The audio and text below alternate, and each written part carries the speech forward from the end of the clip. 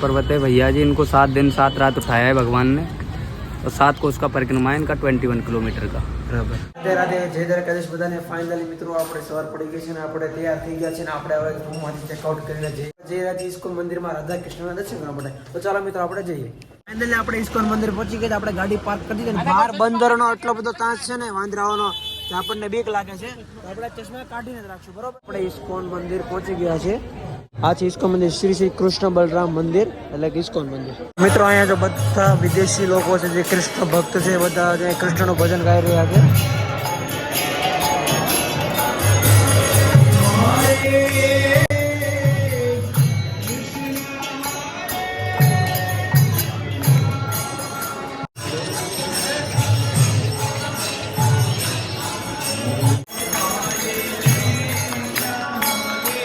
Finally આપણે એક ભગવદ ગીતા લઈ લીધી છે। ઇસ્કોન મંદિર પહોંચી ગયા છે ને આપણે ભગવાનના દર્શન કરી લીધા છે, રાધા કૃષ્ણ દર્શન કરી લીધા છે। તો ચાલો મિત્રો આપણે થોડા ઘણા આંટો મારીએ અને અહીંની વાઇબ એટલે કે એકદમ મસ્ત છે, બધું આખું વાતાવરણ ભક્તિમય થઈ ગયેલું છે। રાધે કૃષ્ણથી વાતાવરણ ગુંજી ઉઠેલું છે અને અહીંયા બહારના વિદેશી લોકો આવીને તો ભજન કરે છે, લોકોને અહીંયા બહુ જ ફોરેનર લોકો પણ છે। ચાલો મિત્રો આપણે અહીંયા આંટા મારીએ અને હરે કૃષ્ણના નાથમાં મળી જઈએ।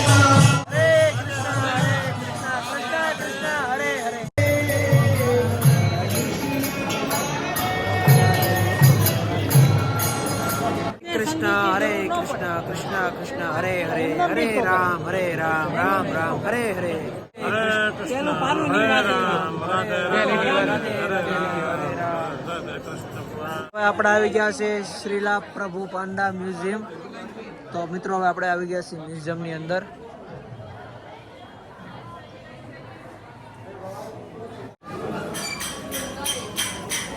કૃષ્ણ ભગવાનની તમામ પુસ્તકોનો સંગ્રહાલય છે, આ બધી ભાષામાં પણ છે।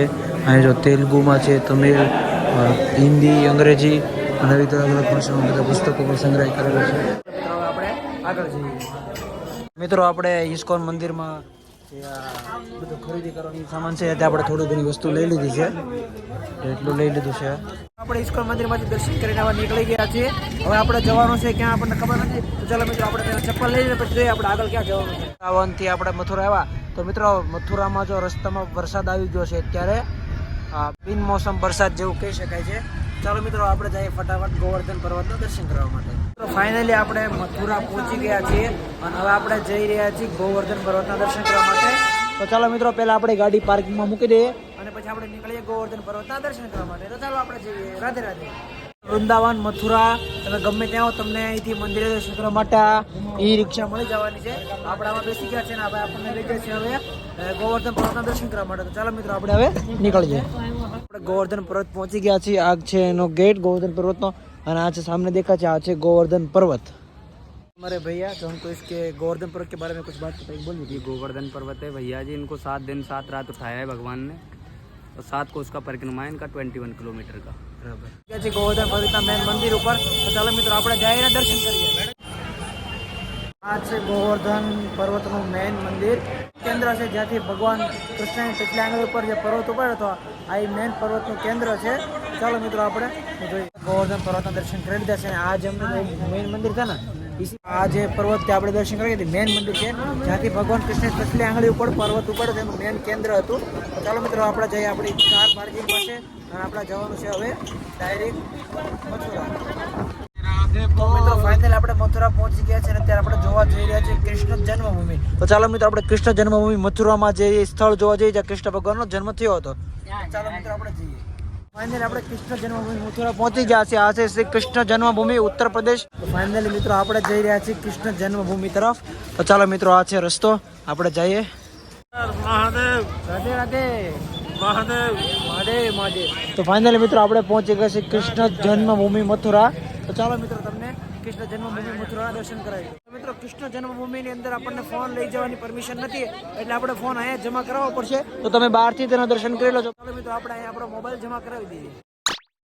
જન્મસ્થળ ભૂમિના દર્શન કરીને આવી ગયા છે, બહુ જ રમણીય છે અને બહુ સુંદર છે। તમે આવો તો જોવાનું ચોક્કસ ભૂલતા નહીં, અંદર ફોન લેવાની પરમિશન નહોતી એટલે આપણે વિડીયો શૂટ ન કરી શક્યા।